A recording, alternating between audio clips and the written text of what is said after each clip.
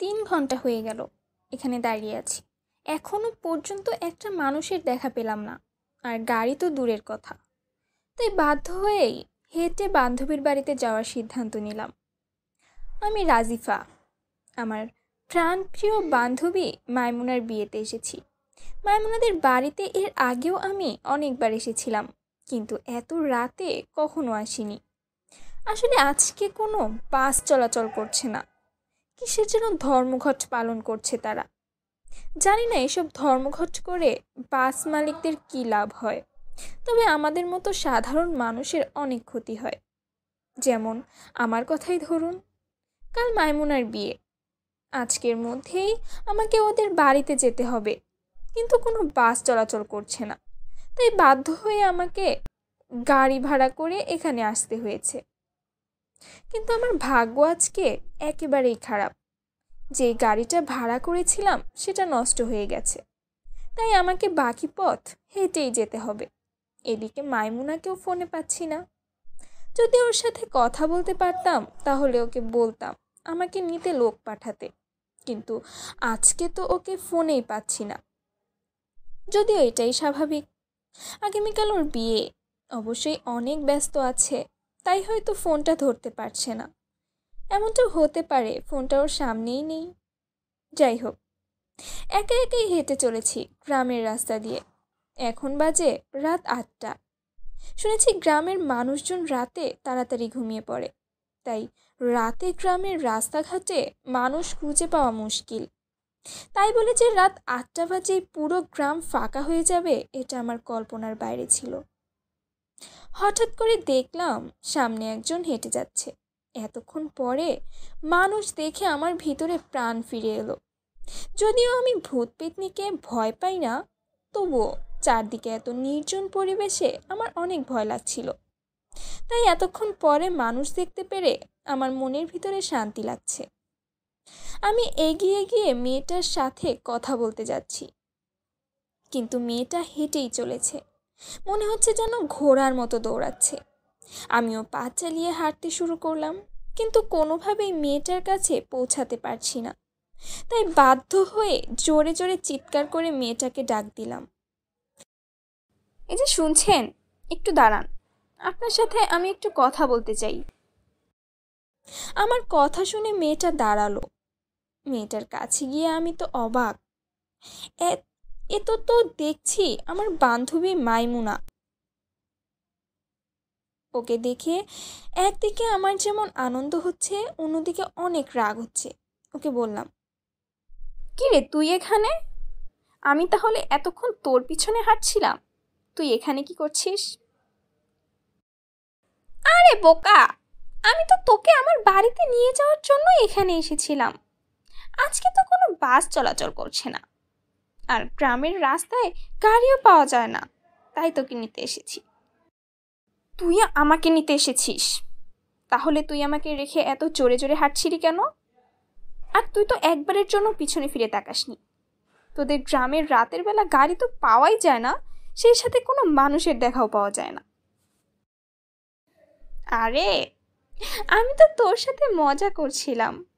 আমি বুঝতে পারছিলাম যে তুই ভয় পাচ্ছিস, তাই আমি ইচ্ছা করেই আগে আগে হেঁটে যাচ্ছিলাম।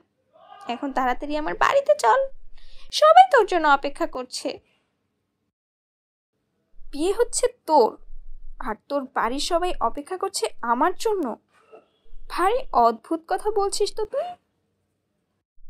আরে চল না বাড়িতে, তাড়াতাড়ি চল। বাড়িতে গেলেই তো বুঝতে পারবি আমার বাড়ির সবাই কেন তোর জন্য অপেক্ষা করছে। তারপর আমি মাইমুনার সাথে হাঁটতে শুরু করলাম। ও আমার সাথে খুব একটা কথাবার্তা বলছে না, বেশ চুপচাপ আছে। যদিও ও সবসময় বেশি কথা বলে, ওর মুখটা সবসময় চলতেই থাকে, কিন্তু আজকে ওকে দেখে মনে হচ্ছে অন্য রকম। কাল ওর বিয়ে হয়ে যাচ্ছে, তাই মনে হয় ওর মন খারাপ, তাই কথাবার্তা বলছে না। আমিও চুপচাপ মাইমুনার সাথে হেঁটে চলেছি। কিছু দূর ওর সাথে যাওয়ার পরে খেয়াল করলাম আমি একটা জঙ্গলের রাস্তা দিয়ে হেঁটে যাচ্ছি। আমি এর আগেও অনেকবার ওদের বাড়িতে এসেছিলাম, কিন্তু ওদের বাড়িতে যাওয়ার পথে কোনো জঙ্গল দেখিনি। আমি ওকে জিজ্ঞেস করলাম, কি রে মাইমুনা, তোদের বাসায় যাওয়ার পথে তো কোনো জঙ্গল পড়ে না? এর আগে কতবার এসেছিলাম, কখনো তো এমন জঙ্গলের রাস্তা দিয়ে যাইনি। আর এই রাস্তাটা আমার কাছে অচেনা মনে হচ্ছে। তুই তো এর আগে কখনো রাতের বেলা আসিসনি, তাই এই রাস্তাটা তোর অচেনা মনে হচ্ছে। তাছাড়া গ্রামে গাছপালা বড় হতে বেশি সময় লাগে না। এই রাস্তায় অনেক গাছপালা দেখতে পাচ্ছিস, তাই তোর মনে হচ্ছে এটা জঙ্গল, কিন্তু আসলে এটা জঙ্গল না। তারপর মাইমুনা আবার হাঁটতে শুরু করলো। আমি ওর পিছনে হেঁটেই যাচ্ছি। যদিও আমি এর আগে রাতের বেলা এই রাস্তা দিয়ে যাইনি, তবুও আমার মনে হচ্ছে এই রাস্তা দিয়ে আমি প্রথমবার যাচ্ছি। আর আশেপাশে দেখে তো মনে হচ্ছে জঙ্গল, যদিও মাইমুনা বলছে এটা নাকি জঙ্গল না, ওদের গ্রাম। ও ভালো জানে। আমি ওর পেছনে হাঁটছি। কিছুদিন যাওয়ার পরে দেখি মাইমুনা একটা গাছের নিচে থেমে গেল। এতক্ষণ ও পা চালিয়ে হেঁটে যাচ্ছিল, এখন হঠাৎ করে একটা গাছের নিচে থেমে গেল। আমি ওর সামনে গিয়ে বললাম, এতক্ষণ ঘোড়ার মতো দৌড়াচ্ছিলি, এখন আবার থেমে গেলি কেন? আরও দৌড়া ঘোড়ার মতো। তুই তো আগে কখনো এত জোরে জোরে পা চালিয়ে হাঁটতে পারতি না, আজকে তো দেখছি তোর পায়ের শক্তি বেড়ে গেছে। এই গাছের নিচে আমাকে মাটি চাপা দেওয়া হয়েছে। এই জায়গাটা আর এই গাছটা ভালোভাবে চিনে রাখ। আমার ফুফাতো ভাই রিফাত আমাকে এই গাছের নিচে মাটি চাপা দিয়েছে। তুই কি আমার সাথে মজা করছিস? তোর ফুফাতো ভাই তোকে মাটি চাপা দিবে কিভাবে? আর তোকে মাটি চাপা দিলে তুই আমার সামনে কিভাবে দাঁড়িয়ে আছিস? মজা করা বন্ধ কর, তাড়াতাড়ি তোর বাড়িতে চল। আমি সত্যি বলছি, আমি আর বেঁচে নেই। আজ সকালে আমার ফুফাতো ভাই আমাকে এই গাছের নিচে মাটি চাপা দিয়েছে। তুই আমার বাড়ির সবাইকে এখানে নিয়ে আয়। এই জঙ্গলটা ভালো করে চিনে রাখ, এই গাছটা ভালোভাবে চিনে রাখ। আমার কিন্তু অনেক ভয় লাগছে মাইমুনা, এখন মজা করার সময় না। এমনিতেই অনেক কষ্ট করে এখানে এসেছি, অনেক ক্লান্ত লাগছে। রাতের বেলা আমাকে জঙ্গলে নিয়ে আসাটা তো ঠিক হয়নি। আমি আগেই বুঝতে পেরেছিলাম এটা তোর বাড়ির রাস্তা না। আমাকে মাফ করে দে। আমি অনেকবার চেষ্টা করেছি আমার বাড়ির লোকদের এখানে নিয়ে আসার, কিন্তু কাউকে এখানে নিয়ে আসতে পারিনি। তুই আমার শেষ ভরসা। দয়া করে আমার বাড়ির লোকদের গিয়ে বলবি আমার ফুফাতো ভাই রিফাত আমাকে এই গাছের নিচে মাটি চাপা দিয়েছে। সেই কখন থেকে কি শুরু করেছিস তুই? কিসের মাটি চাপা দিয়েছে তোকে? মাটি চাপা দেয়া মানে বুঝিস তুই? তুই আমার সামনে দাঁড়িয়ে আছিস, জীবন্ত একটা মানুষ তুই, তবুও বারবার বলে যাচ্ছিস তোকে নাকি এখানে মাটি চাপা দেওয়া হয়েছে। পাগল হয়ে গেছিস তুই? মাইমুনা আমার কথার কোনো উত্তর দিল না। ও মুহূর্তের মধ্যে হাওয়ায় মিশে গেল। মাইমুনাকে হাওয়ায় মিশে যেতে দেখে ভয়ে আমার দম বন্ধ হয়ে আসছে। মনে হচ্ছে এখনই আমি মারা যাব। চারদিকে অন্ধকার, আশেপাশে কেউই নেই। এমন ভয়ঙ্কর একটা জায়গায় রাতের বেলা এমন কিছু দৃশ্য দেখার জন্য আমি প্রস্তুত ছিলাম না। আমি খুব ভালোভাবে বুঝতে পারছি ওটা মাইমুনা ছিল না। মাইমুনার রূপ ধারণ করে আমাকে এখানে নিয়ে এসেছে। মনে হচ্ছে আমি আর আজকে বেঁচে বাড়িতে ফিরে যেতে পারবো না। এমন পরিস্থিতিতে যে পড়েছে একমাত্র সে বুঝতে পারে কেমন লাগে।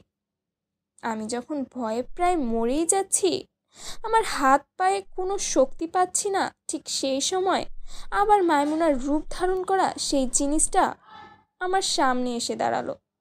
ভয়ে আমি প্রায় মরে যাওয়ার মতো অবস্থা। তখন ও বলল, আমাকে ভয় পাস না, আমি তোর কোনো ক্ষতি করব না।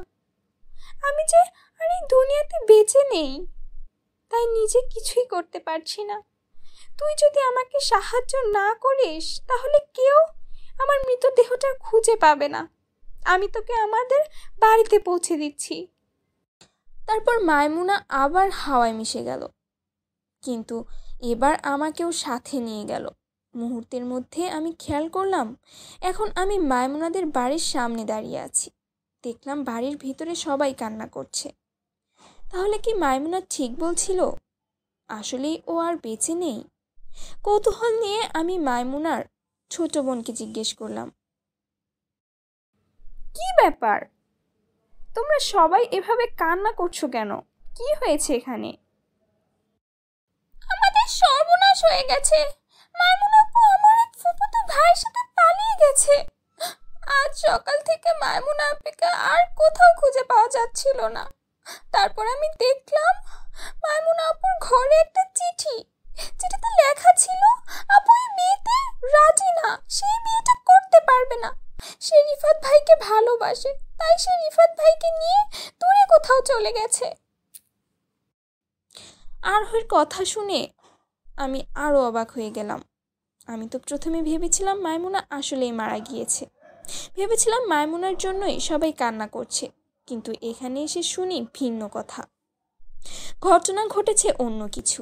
মাইমুনা ওর ফুফাতো ভাইয়ের সাথে পালিয়ে গেছে।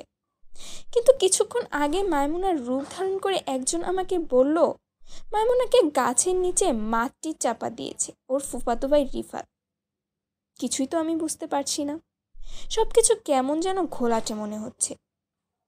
কে সত্য কথা বলছে আর কে মিথ্যা কথা বলছে কিছুই বুঝতে পারছি না।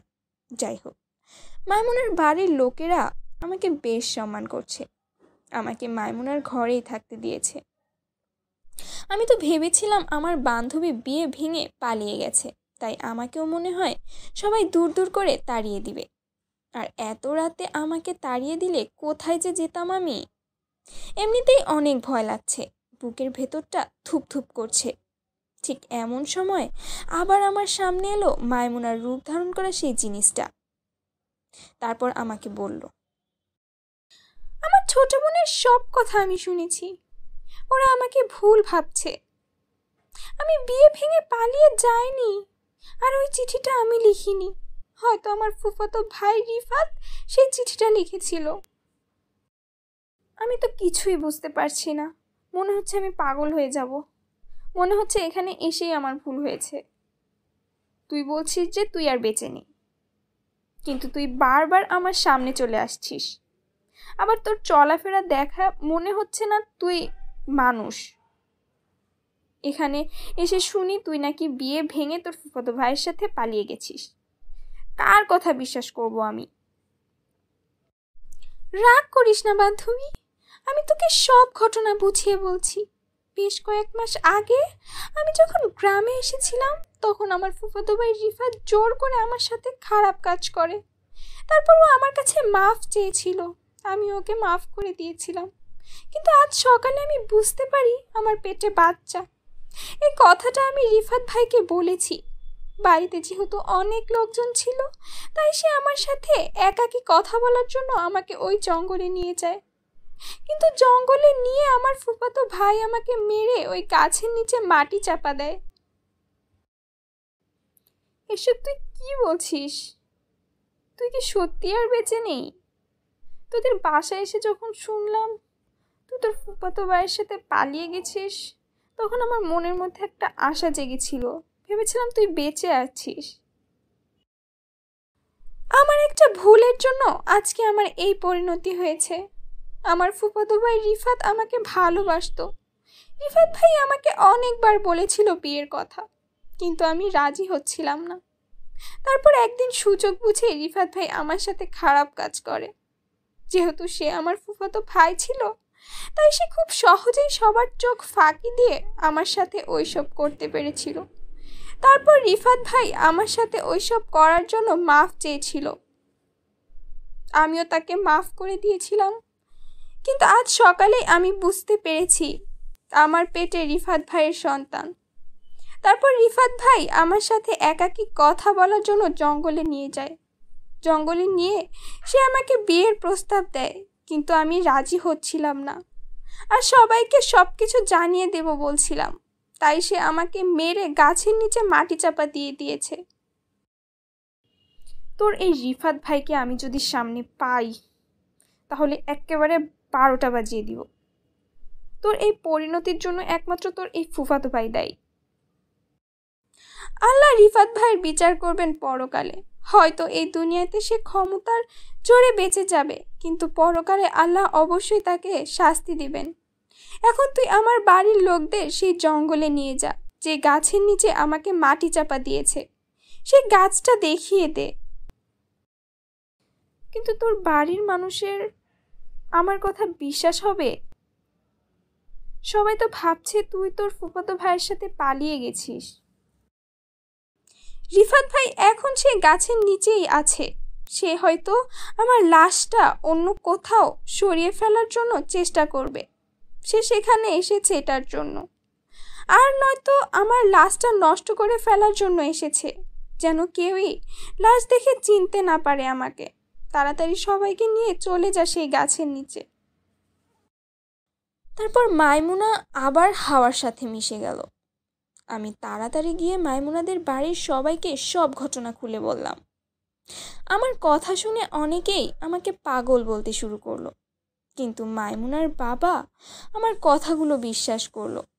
সে লোকজন নিয়ে আমার সাথে সেই জঙ্গলে যেতে রাজি হয়ে গেল। আমি সবাইকে নিয়ে সেই জঙ্গলে চলে যাই। গাছের নিচে গিয়ে দেখি আসলেই মাইমুনার ফুফাতো ভাই সেখানে আছে। সে আসলেই গাছের নিচে মাটি খুঁড়ে কিছু একটা বের করার চেষ্টা করছে। মাইমুনার বাবাও তার সাথে থাকা লোকজন সবাই রিফাতকে ধরে ফেলে। তারপর রিফাত সব কিছু স্বীকার করে নেয়। মাইমুনার বাবা কান্নায় ভেঙে পড়ে। তারপর সেখানে আরও লোকজন আসে। মাটি খুঁড়ে মাইমুনার মরদেহ বের করা হয়। ওকে দেখে মনে হচ্ছে যেন এখনও জীবিত আছে।